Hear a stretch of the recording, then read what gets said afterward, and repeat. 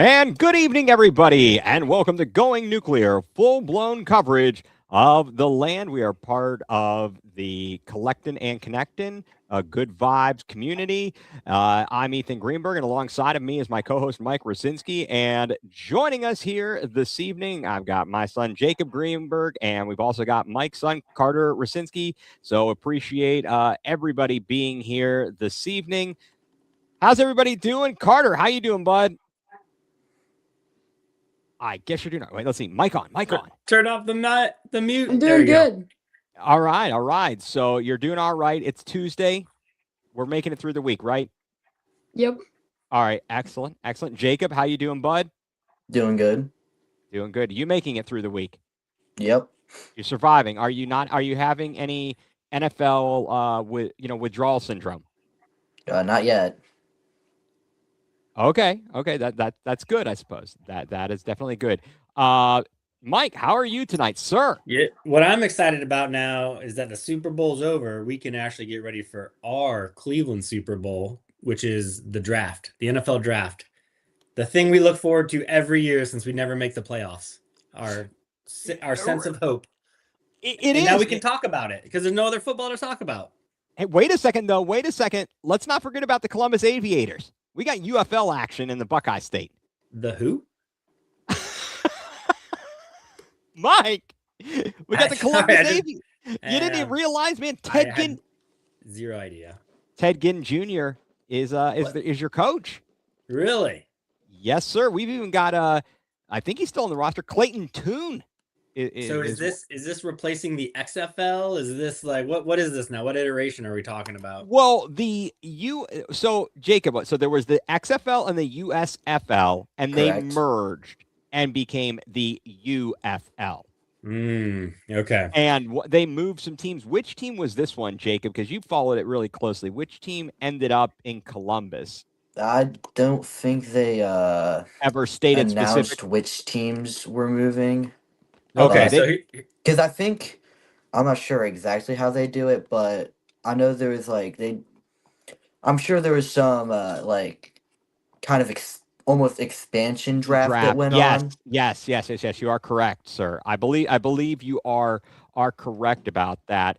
So I there were a believe few that teams means that that folded there is, or moved. Yeah. So my question there is no set in stone which teams were. I gotcha. Which. Okay. So for both Jacob and Carter, my question is: the Columbus Aviators played the Cleveland Browns. Who would win? The Browns. Okay. We can actually say that. Come on, Mike. This is ridiculous. If the Ohio State Buckeyes played the Cleveland Browns, who would win? The Cleveland Still Browns. the Browns. Man, Still the I Browns. don't know about that. What do you think, Mike? Carter? The Browns, because it's still they're so much bigger, more experienced, and they were all drafted. So Right. The Browns. Okay. But Anyways, all the players on the Browns were the best at college when they were in it. Yeah. Or then they get allegedly. worse. I don't know. Yeah. Anyways, okay, enough of that. Sorry. No. I think that that was a good question. That was definitely a good question. All right, but let's close it out. I think we need to have that deep cleansing breath here. Clear out the NFL season. This past Sunday was Super Bowl Sunday. The Seahawks and the Patriots allegedly played. I don't know if we really saw a great matchup there. I mean, I shouldn't even say I don't know. I know that was not a good game. It was not a good game at all. Yeah, to Jacob and Carter, who have not seen as many Super Bowls as Ethan and I have seen, was this the boringest Super Bowl you guys have witnessed in your lives since you've been watching football? Definitely. Yeah. Carter, you're saying no. What was a more boring Super Bowl than this one? The Eagles versus the what's it called, Chiefs. Last year? Last year's was pretty boring too. I don't know. Okay. I'd rather see a high-scoring blowout than a low-scoring blowout. If it was a close game all the way through, I think it would have been better. But the Patriots couldn't do anything, and it turned into a low-scoring blowout, which is just never fun. I was rooting for the shutout, though. I wanted to see the Patriots get shut out. That's what I was going for at the end. Yeah, I like that call there, and all of a sudden they score. What was Mike Vrabel thinking? I'd love to know what his thought process was. They're down 19-0. They score a touchdown, and instead of going for 2 to cut it to a 2-11, a Mm-hmm. a 2-possession game, a touchdown and a touchdown and a field goal, and instead they go for the extra point, and it leaves it at a 12-point game. I know that, Jacob, you and I talked about it. It still was 2 scores, no matter how you Yeah, and I just think it was a trust thing with Vrabel and the offense. He didn't trust the offense to get the 2 yards at that point in the What game. does that say about the offense? Interesting. I mean, they were pretty awful. They were. I mean, I questioned that. I questioned the the genius in what is we've got a great conversation going on here in the comments. I was rooting for like Dark Knight Rises, where the football field implodes and collapses, forcing the backup Super Bowl. Okay, this is good. That is good. Okay, wait a second. Oh yeah, I think that there was a discussion here. Seahawks Broncos. Yes. Hey, Drew Hagenbaum, a man from the Let's Go Crunch podcast. Thanks for tuning in. Back in, I think that was in 2013. That was an absolute joke of a Super Bowl played in New York, and the Broncos got destroyed, just destroyed by the Seahawks. So I guess I wanted to just kind of get some final thoughts or overall thoughts on the game.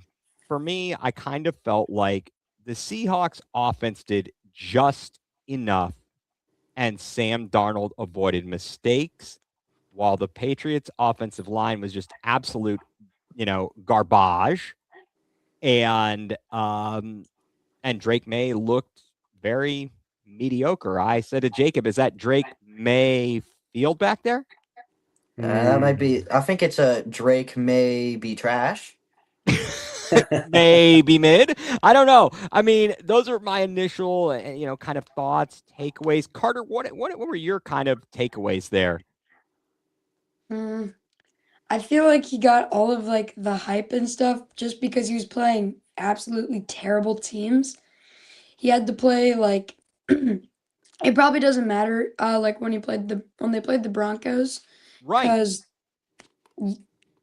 I don't know, like they had a backup quarterback in, which doesn't matter, but for like the regular season and stuff, when everybody was like calling them good and stuff, they were just playing really bad teams with really bad defenses. They had one of the worst or one of the easiest schedules, they said, in like the last 25 years, which I think is now getting exposed.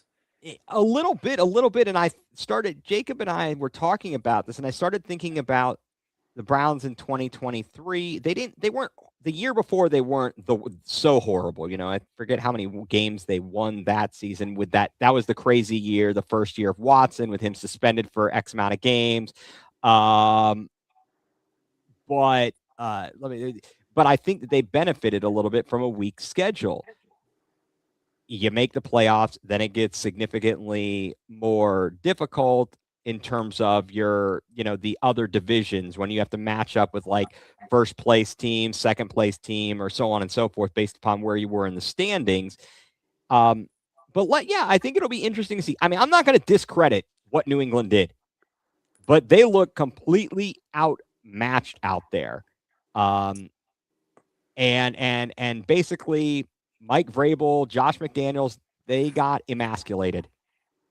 But yeah, it was crazy. It was nice to see defense wins championships again. It'd been a while since we'd seen something like that, and I think it kind of gives hopes to the Browns a little bit, because we have I know you wanted to get in this, Ethan. I don't know if I'm getting now, but we have I would the also foundation like to add that I think a very important part that I thought definitely in last year's Super Bowl and in this year's was the trenches. The Chiefs and the Patriots both had terrible O-lines against Seattle and Philadelphia's incredible D-lines.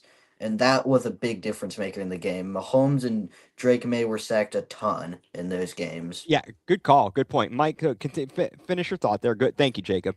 Oh, yeah.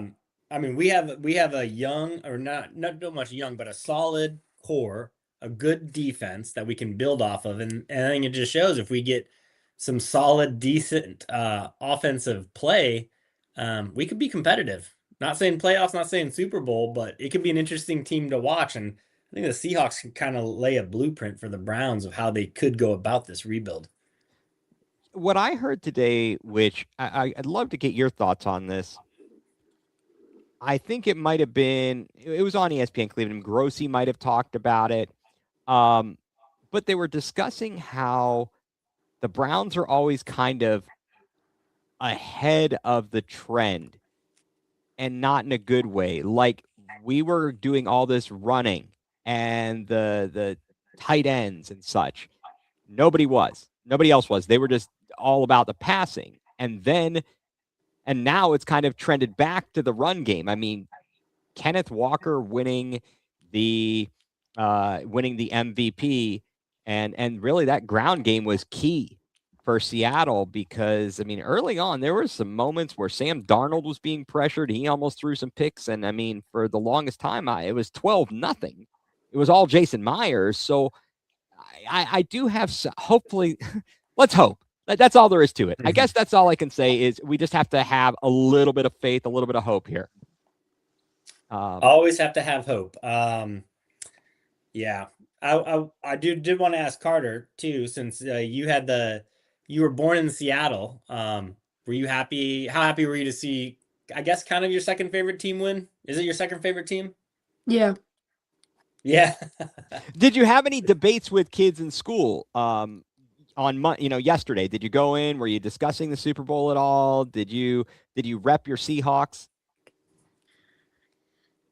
I didn't wear my Seahawks jersey. I talked a little bit about the Super Bowl with my friends, but not that much. Not that much. I'm sure you guys were discussing other important things in life, of course.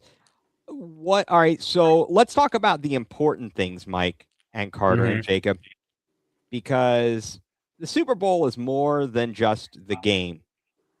At least it used to be. It used to be about the commercials. We talked about this as we were previewing the Super Bowl. I want to go around the room here. Carter, I'll start with you. Did you have a favorite Super Bowl commercial?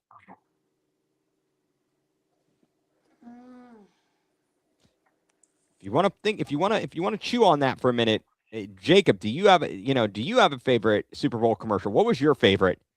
I do. My favorite Super Bowl commercial, I don't even know what the product was for. It was just they got all the tight ends and they were talking about tight ends. Yes. That was for Mike and I, us old folks, when we're talking about needing to get our prostates checked. That's just lovely stuff there. It's really great. Real pucker up moment there. No, I do like that. I did like the tight end thing there. Carter, did that bring anything to the front of the forefront for you? I mean, there weren't that there were good Super Bowl commercials, but there weren't that many really good ones. Unless you liked AI or pharmaceutical companies, that was the theme. We were talking. I guess this is the Super Bowl where, after watching the ads, they're going to make you think you have something, and then you just use AI to self-diagnose whatever you think you have to buy that product. I think that's what they were going for. They were. I mean, this is like the trend. They went through. We talked about this a few weeks ago, the commercials, and when we had Jay on, and we were talking about the Super Bowl commercials, and he said, "Oh, it'll probably be a bunch of pharmaceuticals." So he wasn't far off there because it was all about all about your GLP-1s, and what instead of actually treating what it was meant to treat, which is like diabetes.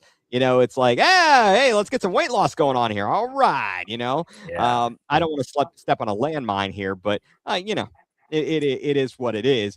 I hope that people who need those products use them in the right way.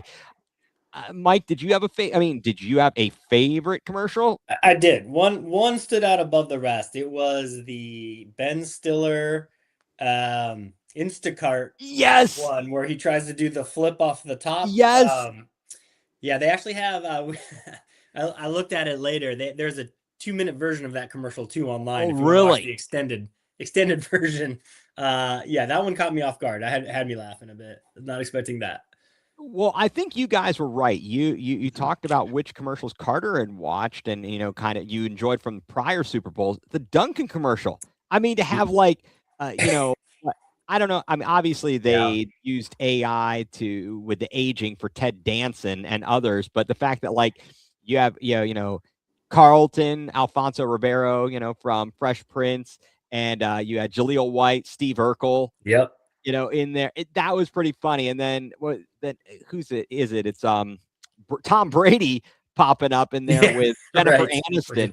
The Duncan commercial might have been pretty good. I may have missed it. It must have happened in the pregame. Something about William Shatner and shatting, and I don't remember that one either. I heard a discussion, but apparently that must have occurred during the pregame. I did not turn on the game to even turn it over to the channel until 6:00. I just had no interest in listening to all the, yammering all afternoon. I was like, whatever. All right, here's a hypothetical for you because same thing. Like you said, you kind of turn it on. You're like, whatever, it'll come on when it comes on. We're the same way. Like, well, it's fun to watch, but not a huge rooting interest. Hypothetically, when the Browns ever make the Super Bowl, would you host a party, have all your Browns friends over to watch it, or would you sit in solitude so you could just yell at TV by yourself? Wow. Well, shoot, man, Mike, that's a good question. I mean, Jacob, what would you want? I mean, would you want to be part of a party, or would you rather be just us? I would invite 1 or 2 friends over, but there's also not that many Browns fans around us. Right. Would you drive to Cleveland together? Or you could drive to Cleveland to be a part of the merriment, I guess. Yeah, I don't know. I think I think I'd get too distracted with too many people. I feel like it'd have to be a solo, lock myself in a room, watch it, yell at the TV. Well, what about you, Carter? What would you do? Would you want a big party if or when it's the Browns, or would you want to just be chilling by yourself or with your dad and brother or brothers or whatever? What I'd want is I want 2 of my close friends over, and that's it. I think your Ravens friends? Yeah, sure. Yeah, that could get dicey. Well, Mike, where were you? Okay, so this is kind of brings up an interesting question. Where were you in 2016? We may have discussed this when the Cavs won the title. So, Game 7, I was living in the Philippines. The whole family was at the time. Okay, I recall that. It was this, and we were coming back for summer break. So we'd watch all 6 games in the Philippines at it's a 12-hour time difference. So we'd get up at 8 a.m. to watch the games. We happened to be flying back to Ohio with the plane expecting to land an hour before Game 7 starts. Okay. And this is Father's Day. We're really nervous because plane, you're always delayed, especially coming from halfway around the world. We're no way we're going to make this game. This is awful. We didn't think it'd go to Game 7 when we were making these plans. So lo and behold, though, the plane lands on time. My parents are there to pick us up. We have a 40-minute drive from Cleveland Airport down to Stowe, where my parents live. We made it, and we turned on the game with 10 minutes before it started. Oh. Unbelievable. So we were able to, we were been up for 24 hours with that flight, but we were able to watch Game 7 in Stowe with my parents. Carter was there. He was all of 4 years old. So it was pretty magical. That we made it. What about you? Well, and right. So we went to Jacob's friend's family's house during the day, and one of the things, and I don't know about you, Nikki's not from your wife is not from Northeast Ohio. And so she doesn't have the same rooting interests, if any at all. Right. Mm-hmm. Right. Although, as we've had her dad on the podcast, we know she's got football in the blood there, might be some Denver Broncos and Kansas State, etc. But, my wife, Emily, Jacob's mom, she's not from Northeast Ohio. Doesn't have really care any one way or the other, but we come home. I mean, Jacob was only 5 and almost to be about 6. And he was in bed by the time the game tipped off or just after it tipped off. And, my daughter, Aaliyah, she was in bed, but so it was just us just chilling. And I think I was quiet. Especially with the kids trying to go to sleep, I had to kind of contain myself. But it was one of those times where it's stressful. And I rewatched the game. I guess it's slightly condensed, so it's like just under 2 hours. But I just rewatched it the other day because I got asked to be on a podcast, and they're recapping each of the games, and they asked me on to talk about Game 7.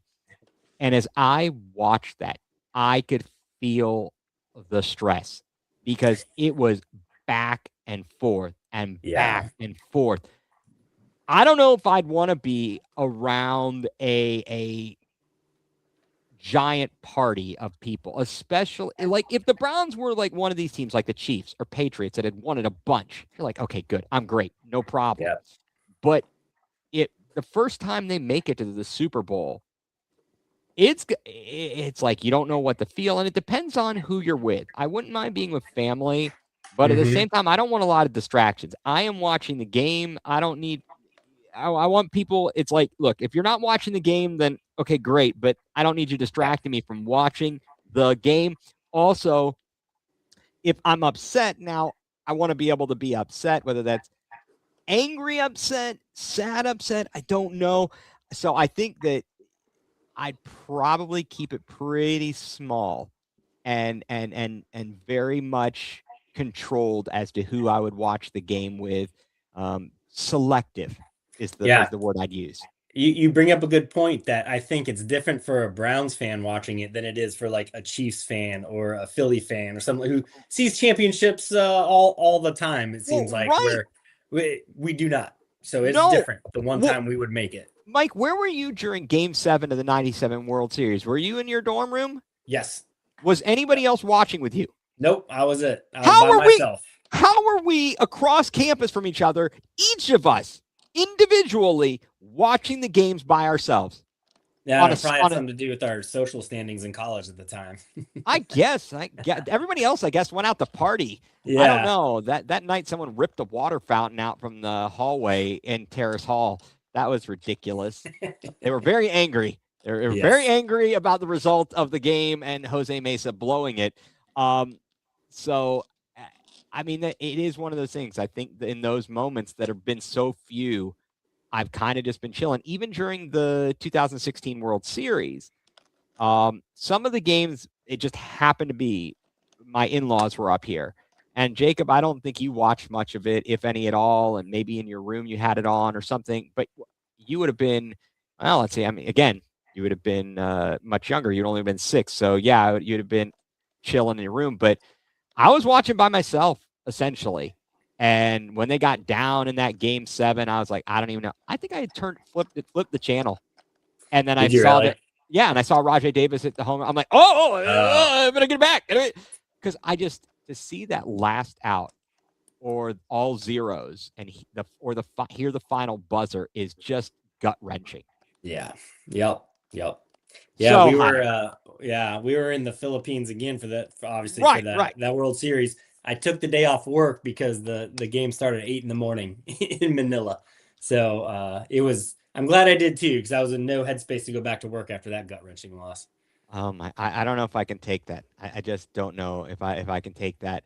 So I was going to ask about all the AI companies. Does anybody actually know what they do and how many of those companies will be out of business and to never be heard from again in a very short amount of time? I know one of them. You go onto the site, right? You give them your personal information, right? And then they run away and steal it. Yeah. Yep. And then you unlock an AI assistant. Okay. and it's like, and they were advertising it as this cool, innovative thing. It's just every other AI product out there. It was the AI.com one. So Carter, you're much more hip into all this technology than I am too. What is do you know the difference between all these AI companies? Because I don't. They're like all the same, and they add one new feature and call it brand new.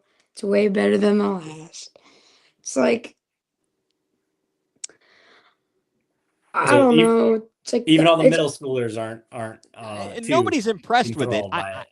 I think that if it's used correctly, it's really good. But I just don't understand. We have every year it's some stupid trend of things that they advertise the crap out of, and I'm just, it's kind of frustrating, to be quite honest. Yeah. But you know, it is what it is. It is what it is. So let's see what else here. Were you guys? Did you kind of think that the Seahawks were just that dominant? And maybe we already hit on this, but just to add on here, were the Seahawks just that dominant, or were the Patriots that bad? Which was it more of? I mean, Jacob, was it Seahawks dominance or Patriots badness? I feel like the Seattle Seahawks beat all 31 teams in that game. Yeah, And I think the only team who could have given them trouble would have probably been the Rams, who they just played a round before. And I think if the Rams had won that game, they were going to do the exact same thing to the Patriots, maybe a little more scoring going on.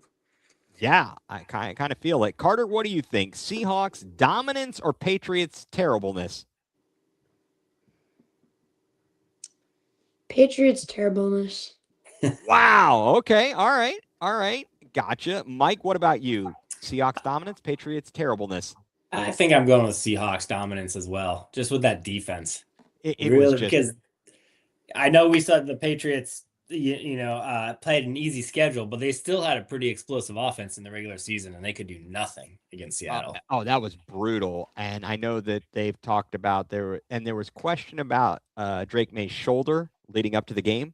But then he says it was fine. He got some sort of an injection. I assume just like like a anti-inflammatory, some kind of a steroid type injection. Who knows, to get through the game. But he didn't look right, and he looked rattled from the outset. And that left side of the offensive line was it was a horror show. Mm-hmm. It was an absolute horror show what was going on there. Were you guys okay with Kenneth Walker being the MVP? Carter, what did you think? Did you think Kenneth Walker was the right guy to be named MVP of the game? I mean, yeah, he was like one of the only explosive players on the Seahawks offense. He deserved it. He had a lot of rushing yards. He basically got the offense going. All well said. Jacob, what about you? Do you think that was the right person to get the MVP?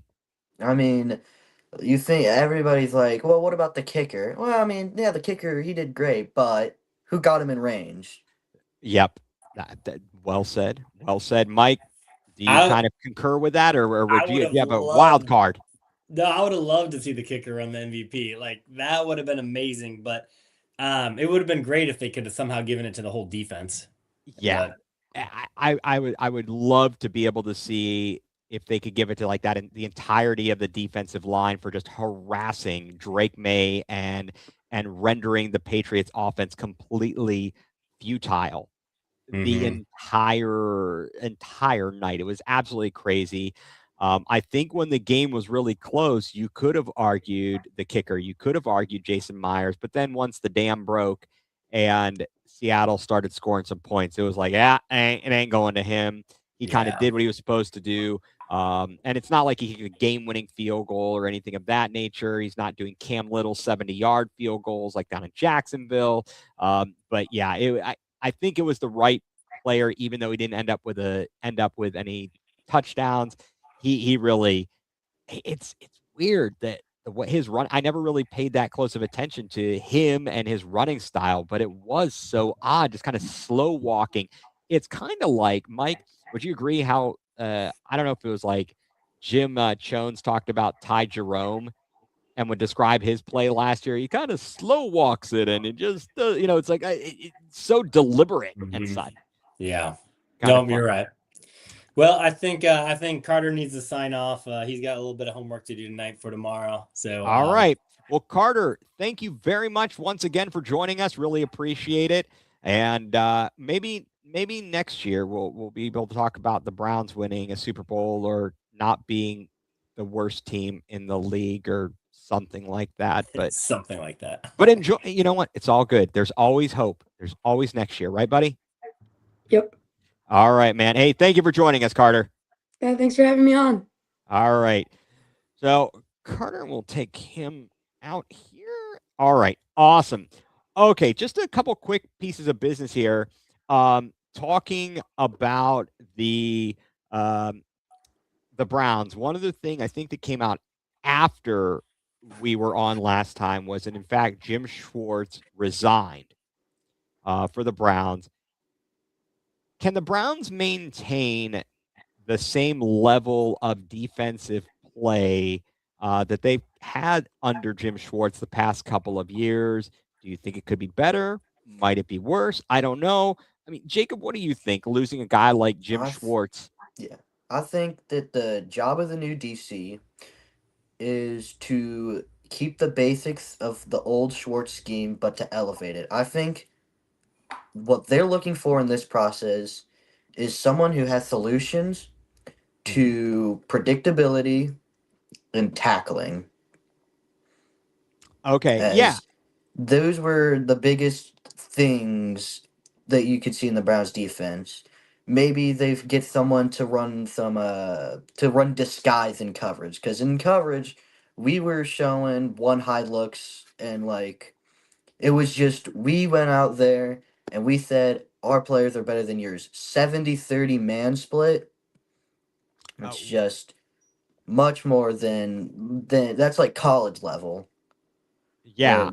Where you're saying that your talent's just so much better than yours. So maybe they throw in some different coverages, some too high, some disguise. But overall, you're coming into an incredible situation. Just don't do too much. Yeah, fair enough. Fair enough. Mike, what about you? What do you think of the Schwartz ultimately deciding to resign and where this defense goes from here? Okay, yeah, sorry I dropped off a little bit. So That's I didn't okay. get Jacob's answer. So if I repeat anything you said, just know that means I agree with you. Well, Todd Monken certainly thinks that you don't need Jim Schwartz to keep a dominant defense. I think he would have liked to have him stay around, but he made the point that it's the players that make the defense good, and the system's already in place. You just need to have somebody keep that system going. And I think he's probably right. It's the offense that needs help. That being said, conversely, we just saw Super Bowl won by a head coach that calls the defensive plays too. So maybe, we could have gone that direction if we would have hired Schwartz instead and just had somebody kind of give us a mediocre offense. But we're going the opposite direction, where we want to fix the offense and not let the defense slide. So that'll be interesting to see if that works or not. I mean, we will get instant results next year to see how this, if that was the right choice or not. We will see real time how this plays out by this time next year. So it's an experiment. It's definitely, there's no one right way to do it, I guess, is the best way I can say it. There's no one right way to do this. You can have an offensive-minded coach. You can have a defensive-minded coach. But that only gets you so far. And then it's about the players. I mean, we saw it. I'm sure that Mike Vrabel and Josh McDaniels drew up some good plays, but when the left side of the line doesn't block anybody all night, it's going to make it awfully difficult for things to work. And so it happens on other teams. It's not just a only in Cleveland type thing. We always would discuss Kevin Stefanski and, he stinks. Well, you're drawing up the play and it should work, but guys aren't doing their jobs. They're not making the reads. They're missing the blocks. They're dropping the ball. They're committing the penalty. They're doing something stupid. Now, that is where the coaching, you would hope, has them all, I guess, I don't know, working in tandem and everything is going right there. Let's see. Yeah, I don't know the Jim Schwartz thing. It'll be very interesting because, again, he's still under contract, and they're reporting that apparently the NFL maybe doesn't want him to, excuse me, get my brain is not working here, so I apologize. They don't want him to just be skipping jobs and jumping out of one job and going to the next job and so on and so forth. And as opposed to letting the Browns just let him out of his contract, he is going to have to potentially sit out. Yeah, that or we can trade him. Trade him for a third or fourth round draft pick. Right. I think that's what I had read somewhere or heard them talking about how you could only do that for head coaches. But I mean, maybe there's still some precedent to be set here. And even if you get a late round pick, make them stew a little bit. I think that there was a miscalculation, obviously, on the Browns' part, the way they handled this. But I also don't like the way that, at least from the outside looking in, that Jim Schwartz handled it. And we'll never know what the conversations were behind closed doors. So we're going to see. But I think the defense actually, they could get better, not just because of their actual, their performance can get better by way of the offense getting better. Yeah, that's a very good point. They're not on the field as much, and they're playing if they're playing with the lead. Yeah, you play differently that way. Absolutely, it's a good point.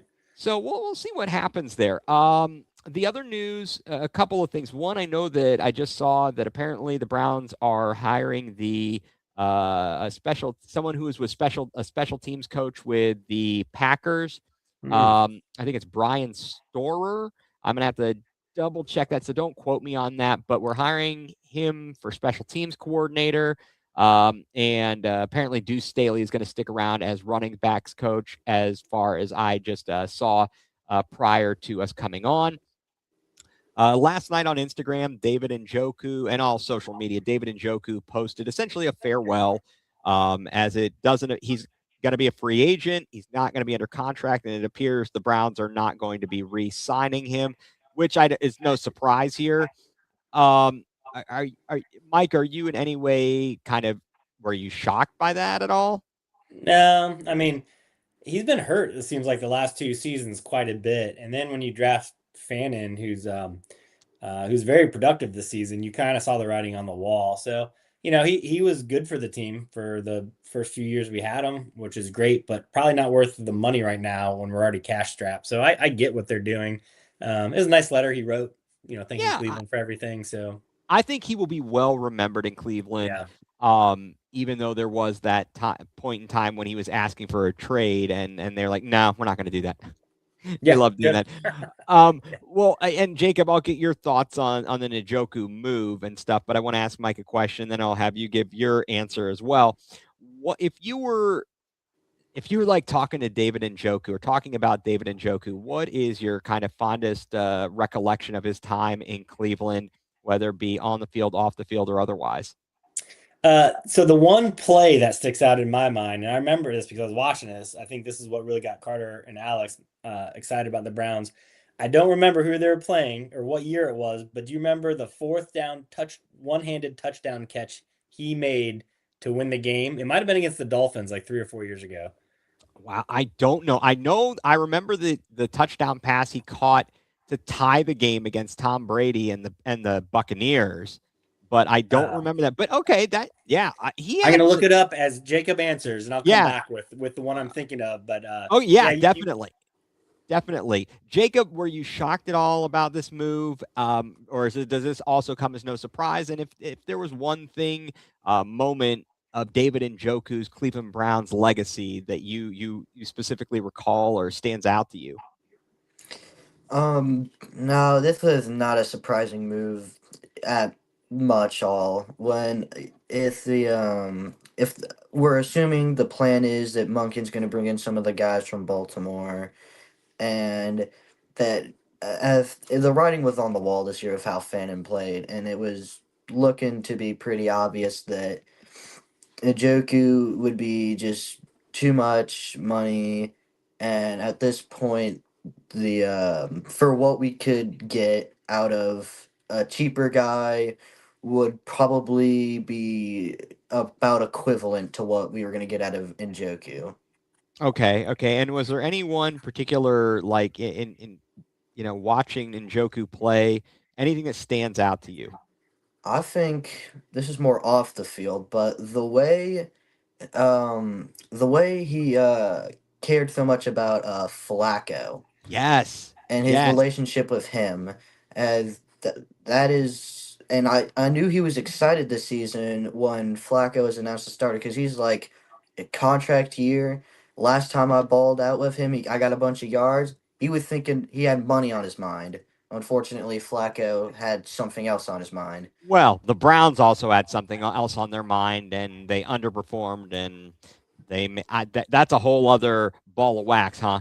That's a whole other ball of wax. Well, I'll go back to you, Mike. Were you able to determine or find this play that you were thinking of? Yeah, that's the one you were talking about. November 27th, 2022, when he made the game-tying touchdown against the Tampa Bay Bucks From on Jacoby 4th and Brissett. 10. From Brissett.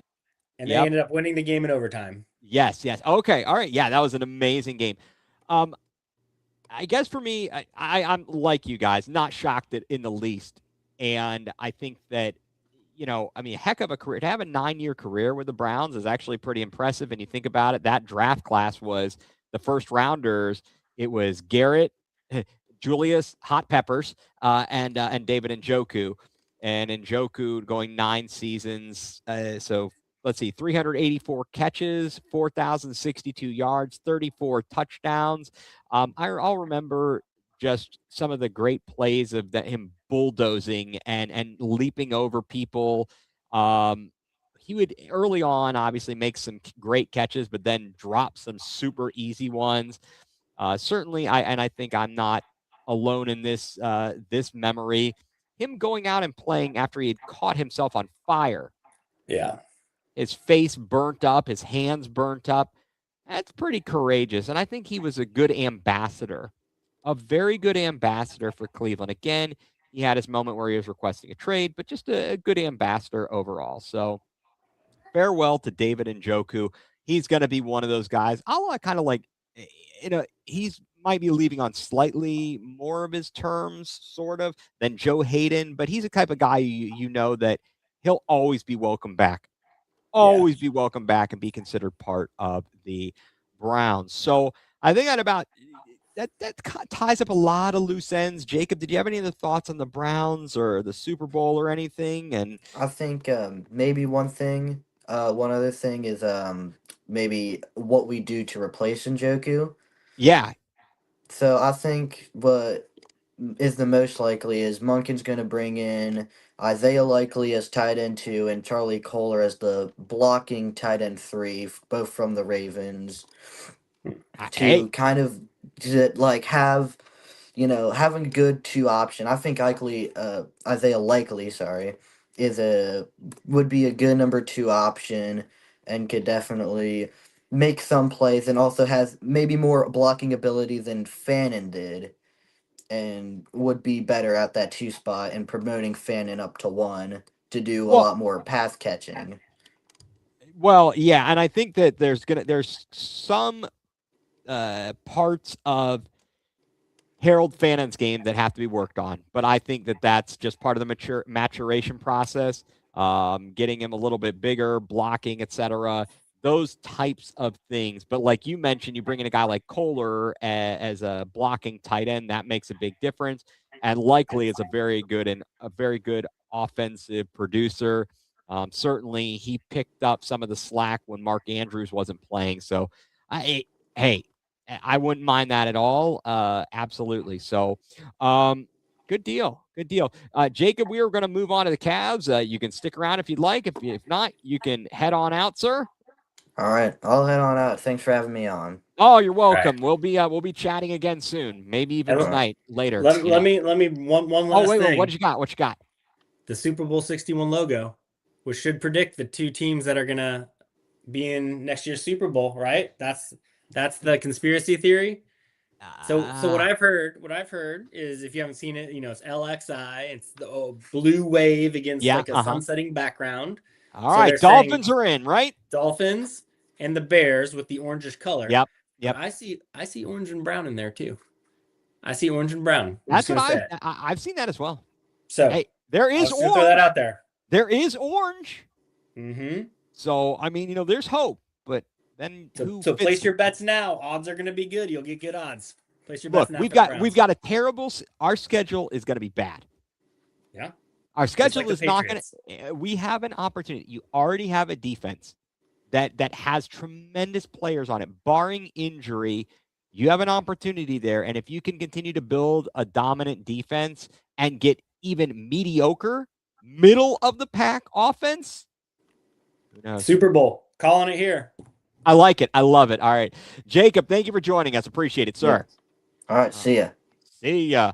All right, Mike. Well, we've had a chance here to break down all this football, but you know what's actually getting very exciting? Come on, Cavs. Got to make it happen. Do.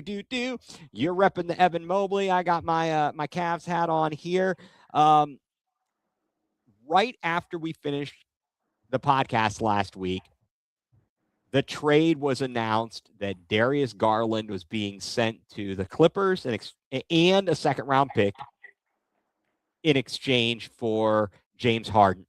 You add that up with the trades already, the DeAndre Hunter, which netted us Keon Ellis and Dennis Schroeder. And then we sent Lonzo Ball packing to the moon. I think we sent him to the Jazz, which is close enough for, somewhere around something like that. I guess we talked a little bit about what our thoughts were on the potential of the move and such. But now that that's actually happened, and you've even had a couple of games to watch it, I mean, what are your feelings on it at this point? Yeah, I think so. What I said last week was I would not like that trade.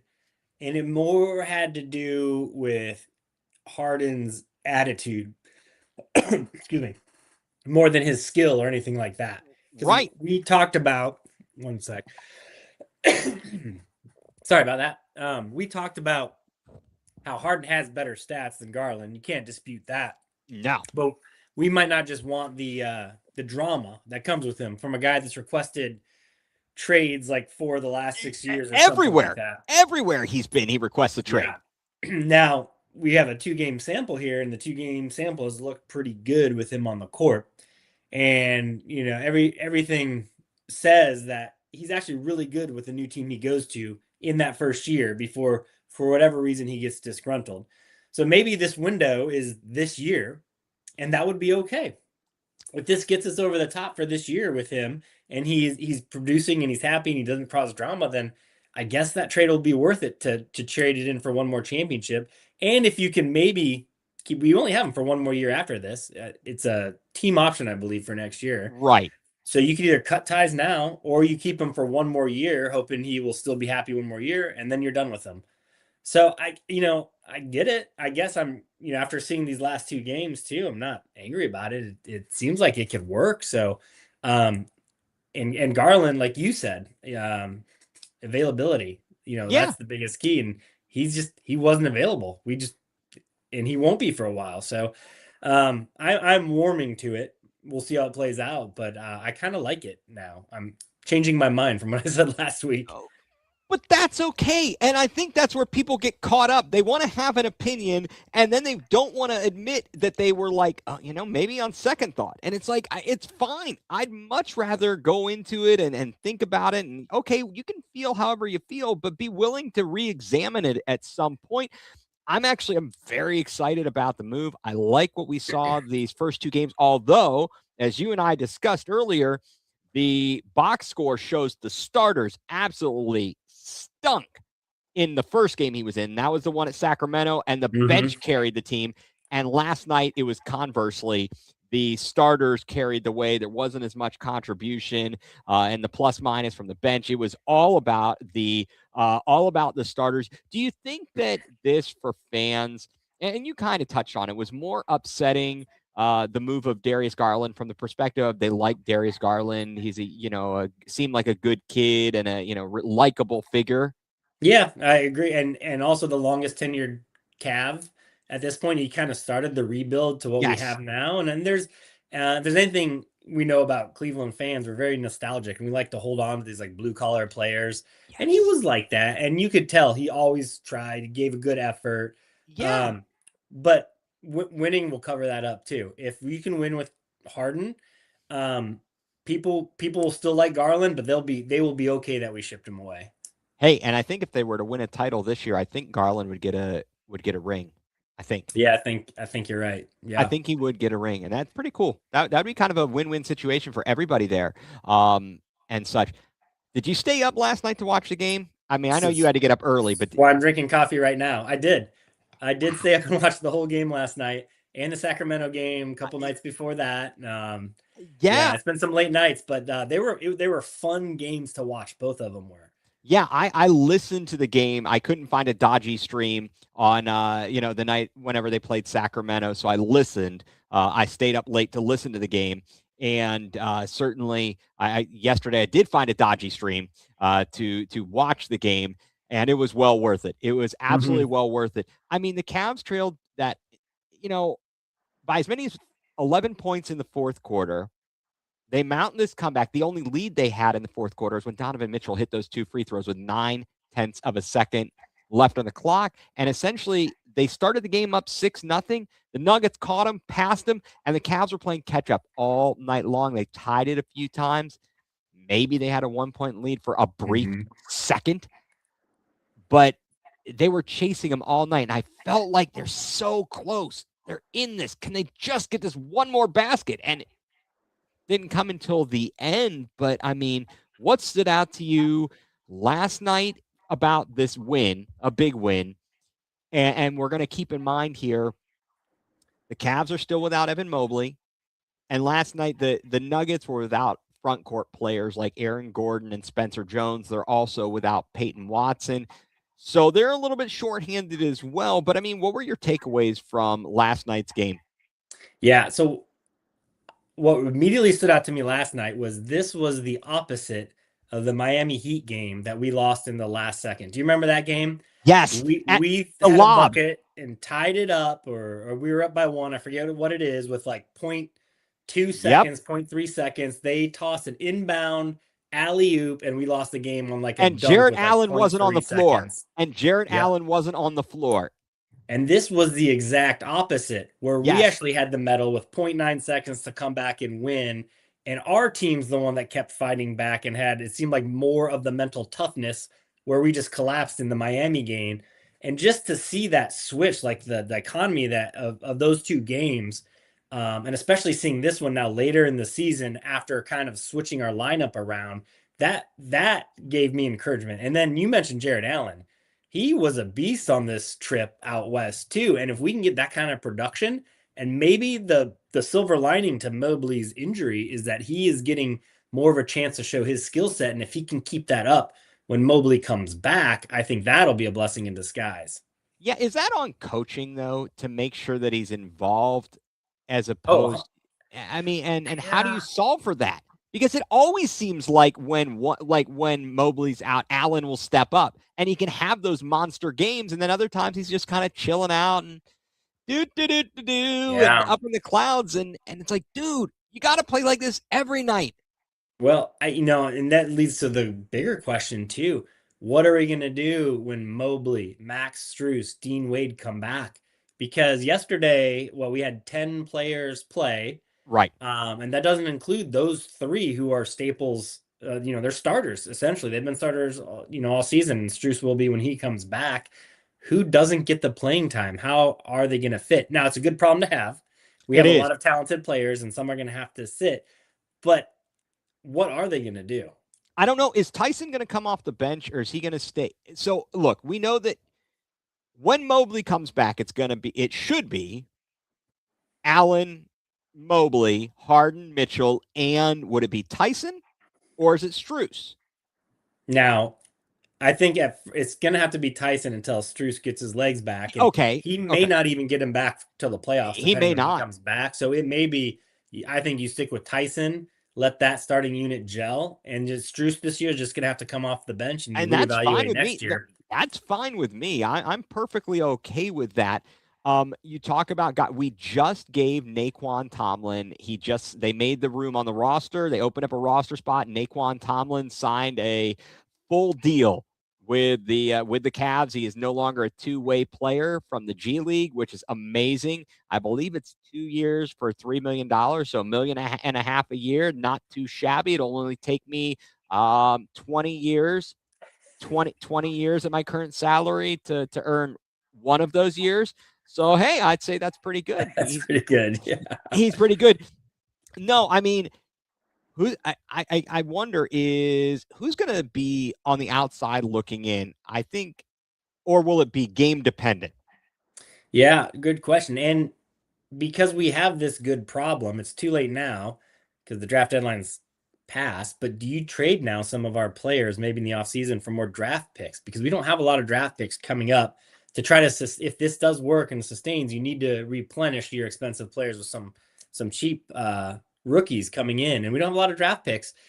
Do we want to eventually, I'm kind of getting ahead of ourselves here. No, that's fair. Trade some of, because we have talent now and our young guys are actually developing. Do we keep some of our young guys and maybe trade for some future first rounders?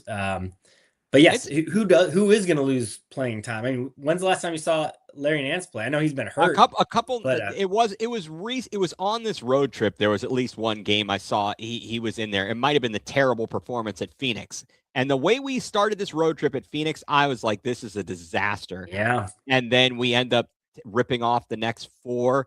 And in the standings, I don't know if you've peeked at it. I mean, we're 7 out from the top spot. I don't know that we're going to be able to catch Detroit, although they might be without a couple players for a few games due to the brouhaha last night in Charlotte. We are a game and a half behind each of the Knicks and the Celtics. We could certainly catch them. We've got a very tough stretch. We've got one more game before the All-Star break. We take on the Wizards at home, but of course the Wizards took a belt to bottom to Detroit. Yeah. Within the past week. So I don't know. I think Craig Porter might kind of suffer from the additions we made, unfortunately. And last night his size really showed. They were exposing him. He didn't have a great game. He's going to have a tough time finding minutes there. Thomas Bryant may not have as many minutes, although I really like him. He could just be. There's going to be some guys who are key role players. I think you're going to be looking at about 4 deep off the bench, and after that, it's going to be kind of dicey. Yeah. And what we were talking about, and you mentioned too, is like the different plus minuses about how the bench really carried the team in Sacramento and the starters carried them in Denver. I like how this team is adapting and winning in different ways too. And that we may have to do that with the players. Like you said, Porter might not be good against some matchups, but we might need him for his defense, during certain stretches too. So his energy would be, and same with like Tomlin, and with Bryant. So I would be okay if they, hopefully we utilize them like that and just don't forget about them. I would like to see them come in and use them for that. Okay, let me ask you one last Cavs question here as we're approaching the hour mark here. I want to get this finished up here. What do you think the biggest challenge will be for the Cavs to make a deep run in the playoffs? I think it's 2 things: injuries. If they can finally rebound from all these injuries they've had, stay healthy in the playoffs, because that's what's hurt them in the last couple playoffs. Yeah. And 2, can this team gel enough? Because I think the quote yesterday from Donovan was, we're just vibing right now, or something like that, because they haven't been able to practice together. I think they should be able to, come playoff time, when you have all these days off, they can, and that's still 2 months away. But can this team gel and get a good set and rotation going and figure that out with 2 months until the playoffs are coming? Yeah, I kind of think the Cavs just have to not beat themselves.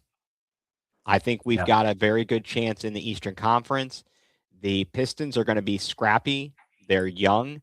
We'll see if they have the playoff medal, but we've seen teams like this before, and and we've got the experience on our side. The Knicks are going to be a very tough out because they are so feisty, and they play hard. But I know Mike Brown has problems with adjustments, and the Celtics, well, they live and die by the three. Although there's this discussion about possibly Tatum being able to come back, I don't know.